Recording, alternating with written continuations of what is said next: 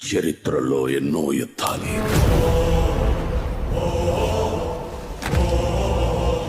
భయంతోనో బలగంతోనో గెలిచారు. కానీ మొట్టమొదటిసారి కులం లేదు, మతం లేదు, భయం అసలే లేదు. ఒకడు సంకల్పంతో గెలిచాడు. వైఎస్ జగన్మోహన్ రెడ్డి అనే నేను. వాళ్ళ ఆయుధం ధైర్యం. పాలిటిక్స్ లో ఉండాల్సింది ధైర్యం ఉండాలి.